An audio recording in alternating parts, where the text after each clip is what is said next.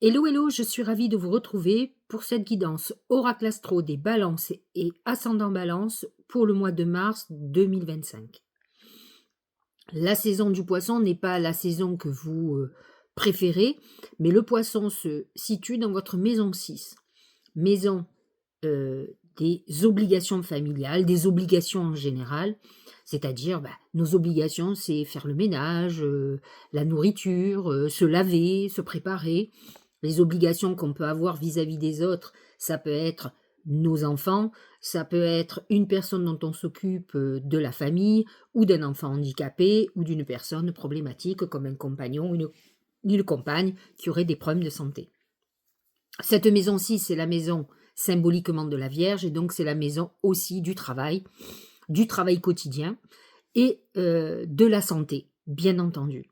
Alors lorsque nous avons le poisson dans cette maison, effectivement, c'est une maison beaucoup plus liée à la santé. Nombre de balances peuvent être confrontées à la santé, que ce soit à leur niveau ou que ce soit au niveau de leur entourage proche.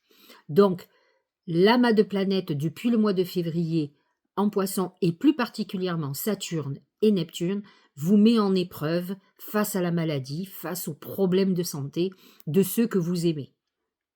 Alors c'est vrai, c'est une période difficile.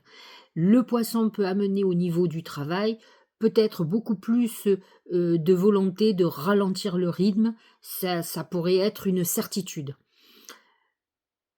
Vous allez être beaucoup plus actif et ça sera tout autre chose. Premièrement, lorsque Neptune va passer en Bélier, il va quitter cette maison 6 et il a pu vous créer cette confrontation à la maladie, à la trahison au niveau du travail par exemple, et il va se positionner directement dans votre maison 7. Alors il va être à 0 degré, ça sera le 31 mars, et il va y rester jusqu'au 22 octobre. Ensuite, il refera une incursion en Poisson. Il ne touchera que ceux qui sont à 29 degrés de la balance, c'est-à-dire pratiquement Scorpion, donc ceux qui sont autour du 22 octobre, par exemple, que c'est leur date de naissance. Ils ne toucheront plus les autres balances du zodiaque. Ensuite, Neptune repartira dans le Bélier. Et c'est vrai que, à partir du moment où il va être dans le Bélier, il aura une importance cruciale pour toutes les balances et ascendants balance. Pourquoi? Parce que le Bélier est votre signe complémentaire et opposé. Donc, les passages des planètes en Bélier ont une importance pour votre vie, pour votre avenir. Donc, Neptune va se positionner où? Dans votre maison 7. La maison 7, c'est la maison du couple, des associations, des procédures juridiques. Le Bélier n'est pas passif comme le Poisson, il est très actif. Il peut amener dans les eaux troubles de Neptune des tempêtes. Et donc vous pourriez avoir une problématique qui s'installe dans le couple, avec un associé ou une associée, et ça peut être aussi un problème juridique par exemple. Vous avez aussi le soleil qui rentre en Bélier dans cette maison 7 à partir du 20 mars et allié jusqu'au 19 avril. Et nous avons Mercure qui s'installe dans cette maison le 4 mars. Il va être rétrograde le 16 mars, il va vous replonger dans votre passé. Mercure, n'oubliez pas, c'est le mental.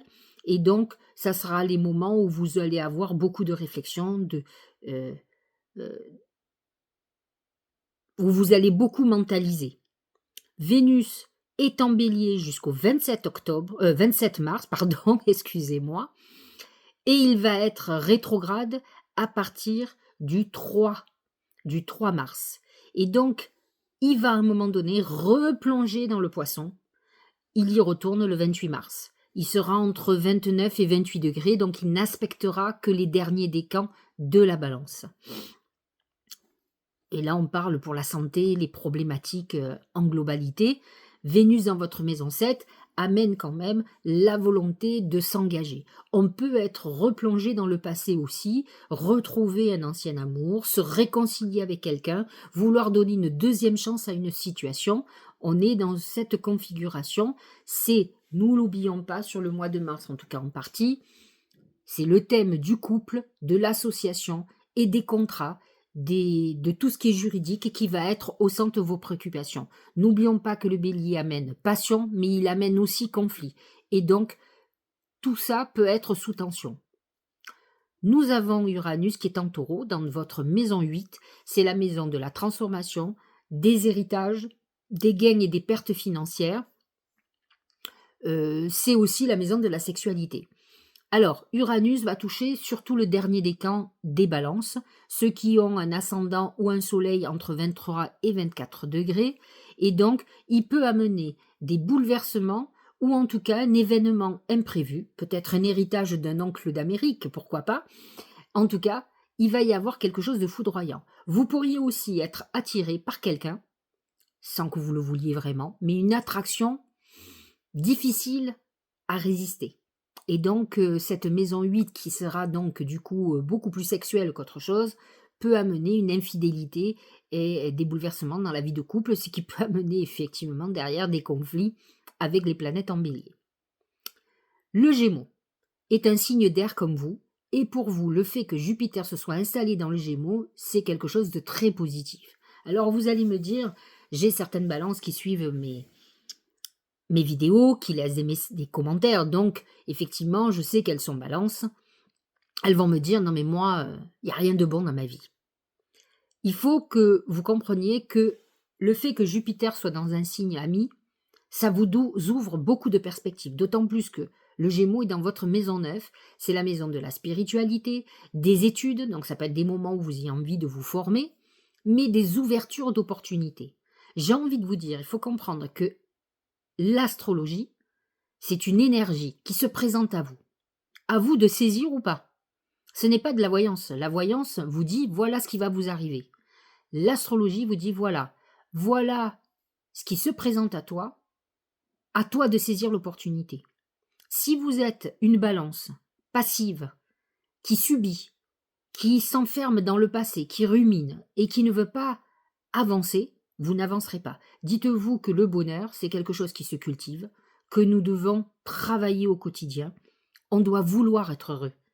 Et pour ça, il faut se libérer de nos rancœurs, de nos colères.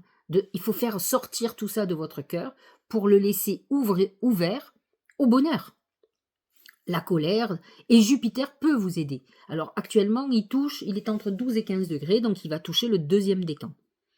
Nous avons Mars, alors, qui est complètement en carré avec votre signe, donc en conflit, qui est dans votre maison 10, la maison de vos ambitions. C'est un moment où effectivement vous allez réfléchir à ce qui va être important pour vous, pour retrouver une sérénité, une protection, un bien-être. Mars en Cancer vous pousse à vous guérir, à vous soigner, à aller mieux, à retrouver une protection importante. Comme vous le savez, Pluton vient de s'installer dans le Verseau. Alors, le Verseau, signe ami pour vous aussi. Il est positionné dans votre maison 5. Le Verseau, c'est je me libère, j'ai besoin de liberté, je suis indépendant, indépendante. Pluton va amener quelque chose qui va s'effondrer dans votre vie et qui va vous libérer de certaines choses. Alors, ça peut être un deuil, ça peut être une transformation de vie, la volonté de faire quelque chose de très différent. Pluton va toucher surtout les premiers décans, c'est-à-dire les personnes qui sont nées le 23, le 24, le 25, 26 septembre. En tout cas, toutes les balances de septembre vont sentir ce bouleversement qui va se provoquer. Alors, pour certains, ça va être perte d'emploi, perte d'argent, perte de quelque chose et qui pour vous était peut-être, quelque chose d'installé. N'oublions pas que c'est dans la maison 5.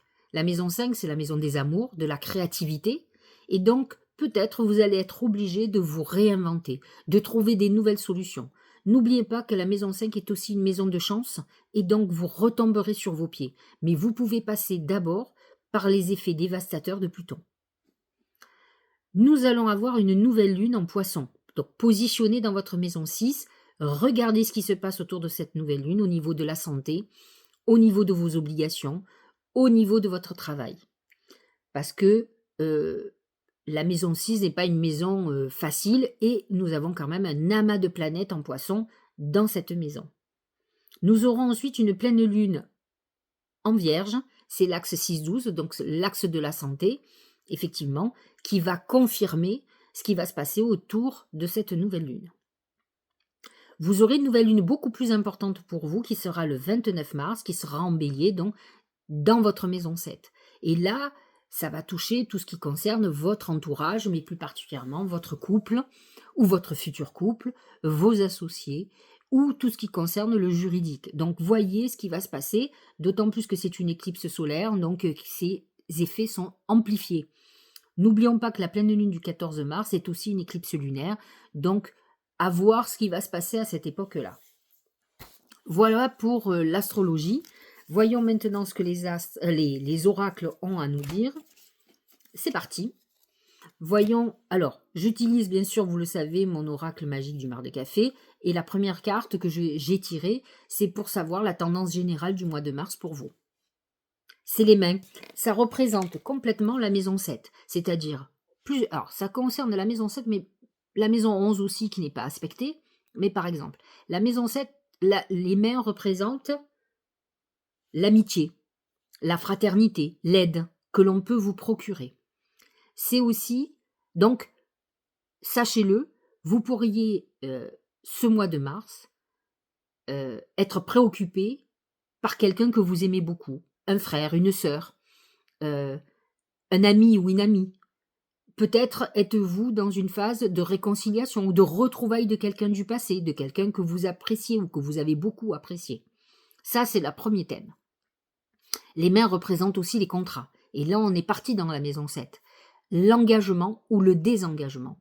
Les mains, à vous de voir par rapport à votre vie, peuvent aussi nous montrer un aspect négatif de l'interprétation. Donc les mains, vous pouvez être dans une phase au mois de mars de signature de quelque chose, d'un engagement, la volonté par exemple de se mettre en couple, comme la volonté de se séparer. On est dans une configuration très importante au niveau de tout ce qui est contractuel et de tout ce qui est juridique. Pour comprendre un petit peu l'énergie du mois, on va regarder en détail. Donc nous allons commencer avec le travail et l'argent. C'est l'arbre nu. L'arbre nu, c'est l'effondrement. C'est des pertes financières. C'est la perte d'un travail. Vous pouvez être dans cette configuration de perte d'activité professionnelle. Il y a quelque chose qui s'est effondré pour vous professionnellement et financièrement. Ça ne veut pas dire, dites-vous que quand on a l'arbre nu, c'est la période souvent de l'hiver et la renaissance au printemps. Donc à vous de saisir les opportunités pour pouvoir reconstruire votre vie professionnelle et financière. Au niveau amour, c'est le soleil. Le soleil, c'est une période d'épanouissement. On est dans une période où on pourrait rencontrer quelqu'un avec qui on va construire, avec qui on va faire un enfant. N'oublions pas que Pluton est positionné dans votre maison 5, maison aussi des enfants et de l'amour. On peut être dans une phase de couple où l'amour reprend, on se retrouve, on se rapproche, mais ça peut être aussi une phase pour un célibataire de faire une rencontre exceptionnelle avec qui on pourra s'engager. Au niveau santé, c'est le chat. Au niveau de la santé, le chat représente plutôt votre image. Alors c'est vrai que la balance, elle est incarnée par Vénus. C'est la beauté, c'est les plaisirs. Et donc la balance est très, portée sur son image. Et ça pourrait être quelque chose qui vous tienne à cœur ce mois-ci, de vous faire beau et belle, de vous occuper de votre image que vous donnez aux autres, mais que vous vous donnez à vous-même aussi en premier. Et donc, c'est plutôt le côté beauté qui prend le dessus sur ce mois-ci au niveau de la santé, du domaine de la santé. Maintenant, attention, le chat peut représenter aussi la trahison et vous pouvez être dans une période psychologique difficile à cause justement de trahison, de choses qui vous ont blessé. J'ai demandé à mes guides comment la chance allait se manifester. Je vous avoue que c'est très surprenant. C'est l'araignée. L'araignée, c'est deux choses. C'est tout d'abord, dans un sens négatif, c'est les tourments, les choses qui nous perturbent. Mais ce qui est important, si effectivement c'est la carte de la chance, c'est de comprendre ce qui nous tourmente et réellement ce qu'on a à comprendre. Et le fait de faire des prises de conscience, de conscientiser comme on dit, nous permet de nous libérer. C'est le travail que l'on fait chez les psys. Et donc, peut-être il serait intéressant, alors quand vous n'y arrivez pas comme ça, écrivez, notez ce qui vous perturbe. Et derrière, vous allez faire des prises de conscience, qu'est-ce qu'il y a derrière cette problématique. L'araignée représente aussi la toile que l'on tisse dans notre vie, la créativité, tout ce qu'on est en train de préparer pour l'avenir. Et peut-être êtes-vous dans une période un peu entre deux, où on vit certaines épreuves, mais ces épreuves doivent vous ouvrir la porte à de la nouveauté et quelque chose qui repart dans votre vie.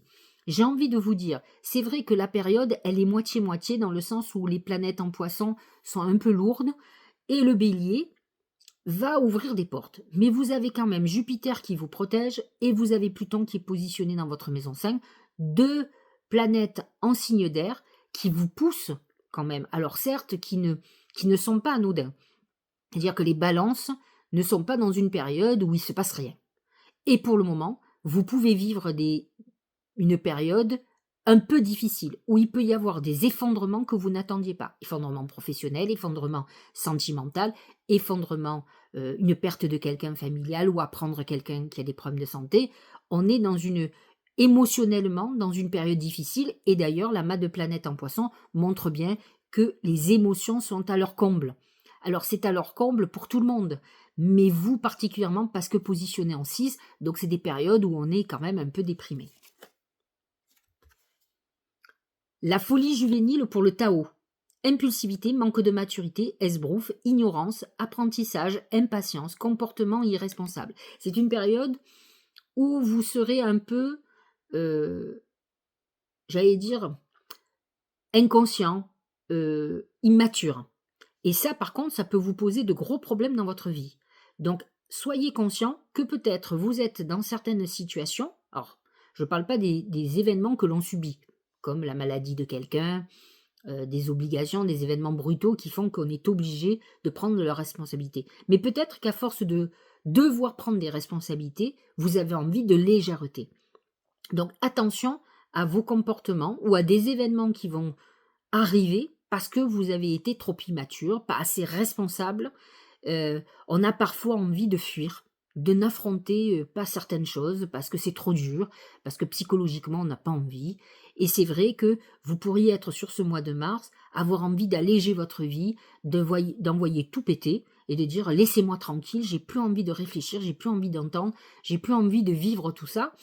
Malheureusement, ce sont des passages parfois obligés, mais rappelez-vous, je le redis, vous avez Jupiter qui vous protège, qui va vous ouvrir des portes nouvelles. Essayez de faire la paix avec ces souffrances, avec le passé, et concentrez-vous sur l'avenir. C'est ça qui, à mon sens, va être très important. Et regardez ce que dit le premier oracle d'intuition. C'est le grand plan.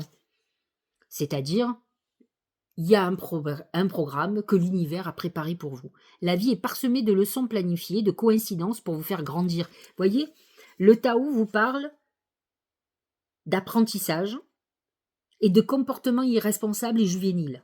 Donc on est dans la jeunesse, le côté immature. Et là on vous dit, il y a des leçons planifiées pour vous faire grandir. Est-ce que vous ressentez la similitude du message? Où en fait on vous dit, voilà, tu vis des épreuves, mais c'est pour que tu évolues, pour que tu grandisses, que tu prennes tes responsabilités. Tu as peut-être eu des comportements infantiles, peut-être que, vous savez, il y a un truc particulier. Moi j'ai une balance autour de moi qui a perdu sa maman, il n'y a pas longtemps. Je pense que quand on perd les siens, et c'est quelqu'un qui n'avait plus son père non plus, quand on perd ses parents, on est obligé de devenir adulte. C'est-à-dire qu'il n'y a plus personne, il n'y a plus que nous. Et là, on est devenu adulte, quel que soit l'âge que nous avons. On est face à nos responsabilités. On se rend compte qu'en fait, avant, quelque part, on était toujours un enfant. Parce qu'on avait toujours nos parents. Et donc, vous êtes dans une époque comme ça, où, que ça soit dans une situation comme ça, ou dans toute autre chose où vous avez été immature, avec l'argent. Les balances ont souvent des problèmes avec l'argent. Elles ne comptent pas, elles aiment claquer, elles aiment se faire plaisir. Et elles peuvent se retrouver dans des situations catastrophiques. Je vous donne ces exemples, mais ça peut être toute autre chose. En tout cas, sachez-le, les oracles vous disent, en ce moment, tu es dans une période initiatique où ça peut être très compliqué, mais c'est l'univers veut que tu prennes tes responsabilités, que tu deviennes adulte, responsable. De toute façon, la responsabilité est une problématique globale pour tout le monde. Mais là, en ce moment, c'est pour vous. La source intuitive, deuxième oracle d'intuition. Écoutez votre cœur et votre intuition ouvre la voie royale de grandes décisions. Alors, j'ai envie de vous dire que Jupiter en maison 9 vous ouvre des portes, vous amène à réfléchir sur votre vie. Là, Jupiter est positionné dans le deuxième décan. Donc ça touche le deuxième décan des balances. Les premiers décans sont déjà ont été servis, on va dire. C'est vrai que Jupiter vous ouvre des possibilités. À vous de les saisir, de voir ce qu'il y a de bon à prendre dans votre vie. Hein. C'est ça qui est important. Culpabilité.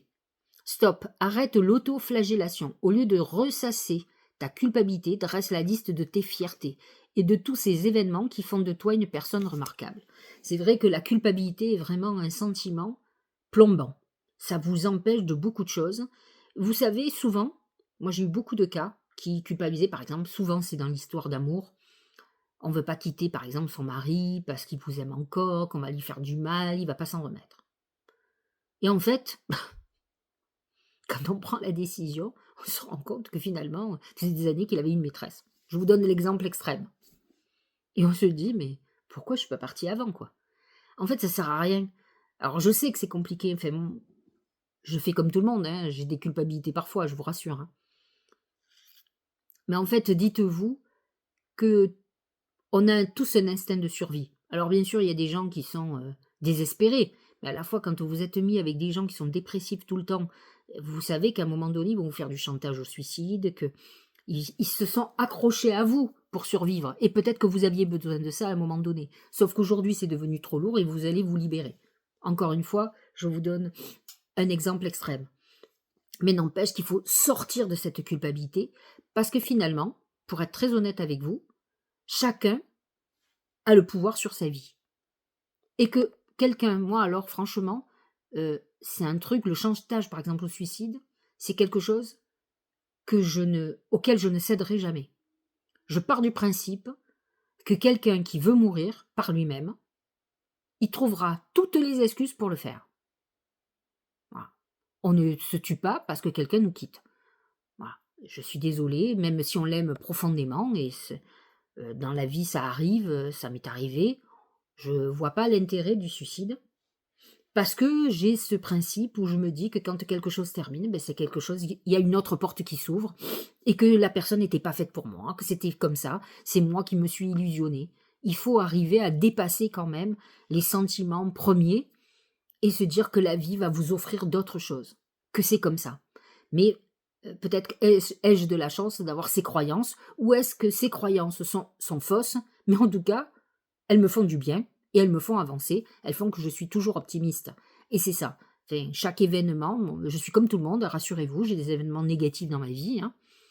Ben, je cherche toujours, on en parlait tout à l'heure avec un proche, je disais, je cherche toujours à trouver la réponse, le pourquoi je le vis. Alors c'est peut-être mon côté Sagittaire. Sagittaire, c'est la maison 9, c'est effectivement la recherche.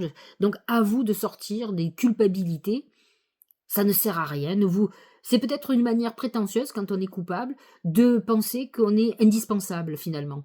Alors essayez de voir les choses autrement et de dire que l'autre se remettra. Le tout, c'est de faire les choses. On peut aussi quitter quelqu'un avec élégance. Moi, c'est ce que je pense. Plutôt que, voilà, sauf si les gens vraiment ne comprennent pas, à un moment donné, il faut sévir. Mais autrement, je crois fondamentalement, il y a des gens qui partent de façon vraiment dégueulasse. Alors que je pense qu'on peut faire une rupture intelligente avec les gens. Voilà, on les a aimés, on n'a pas besoin d'essayer de les détruire, sauf si vraiment ils ont été terribles. Mais à la fois, on avait le droit aussi de les quitter avant. Dernier message, c'est le message des anges. C'est le printemps. Alors on a de la chance, hein, 21 mars. C'est facile. Vos désirs se manifestent pleinement à l'éclosion des fleurs. Vous allez sentir le renouveau, c'est ce que vous disent les anges, à partir du printemps, 21 mars, effectivement. À la rentrée du soleil en bélier, vous allez commencer à souffler. Pour vous, ça va être un vrai renouveau. Et donc, à partir, jusqu'au 21 juin, vous êtes dans une période d'ouverture de vie et vous allez le voir, beaucoup d'événements vont arriver jusqu'à cet été. puisque même cet été, Uranus rentre en Gémeaux, en harmonie avec vous et va vous ouvrir des portes que vous ne soupçonnez pas dans votre vie. Uranus, c'est l'imprévu et donc il va vous ouvrir les perspectives. Donc c'est ça qui est intéressant. Mais en attendant, votre vie elle va avancer et vous allez aller de mieux en mieux. J'espère que cette guidance vous aura éclairé. Je vous souhaite un très bon mois de mars. Réfléchissez à ce que je vous ai dit. Essayez d'avancer et de saisir les opportunités et lâchez le passé. Je connais certaines balances ruminantes et voyez les chamboulements comme des fois des chances d'une nouvelle vie ou de rencontrer quelqu'un. Souvent par un changement professionnel, on fait une très belle rencontre. Donc vous savez, il y a des choses insoupçonnées. L'univers se mêle de votre vie toujours pour une très bonne raison, ne l'oubliez pas. Je vous embrasse.